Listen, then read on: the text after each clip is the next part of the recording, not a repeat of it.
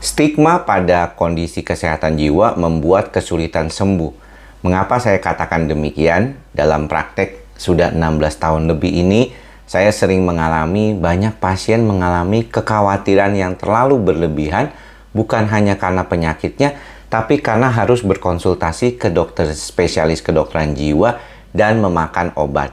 Banyak di antara mereka sering mengeluhkan gejala-gejala efek samping dari pengobatan tersebut.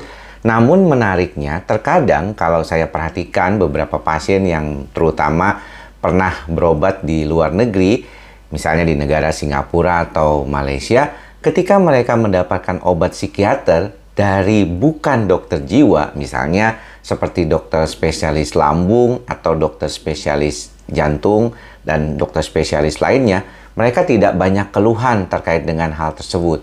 Mereka mengatakan kalau misalnya obat yang diberikan ya bagian dari pemberian obat-obat lainnya.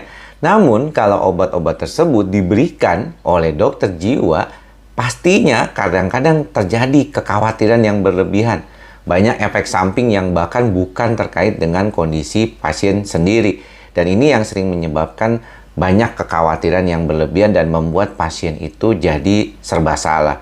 Pasien dan dokter juga harus berkomunikasi mengenai hal ini karena persepsi pasien terkait dengan efek samping seringkali berbeda pada kasus-kasus psikosomatik karena hipersensitivitas pasien psikosomatik yang membuat problem efek sampingnya jadi terlalu banyak, walaupun mungkin efek samping tersebut tidak merupakan bagian dari efek samping obat yang biasa diberikan. Jadi terkadang kekhawatiran kita terhadap efek pengobatan atau bahkan terhadap pengobatan itu sendiri bisa membuat kita kesulitan untuk menerima pengobatan dan juga akhirnya menjadi lebih baik karena pengobatan tersebut. Untuk itulah komunikasi yang baik antara dokter dan pasien serta kepercayaan pasien sendiri terhadap proses pengobatan adalah sangat penting. Jangan sampai stigma mempengaruhi proses pengobatan itu sendiri dan diharapkan teman-teman para pasien bisa sembuh dengan komunikasi yang baik antara dokter dan pasien agar mencapai tujuan bersama menjadi jauh lebih baik kualitas hidupnya.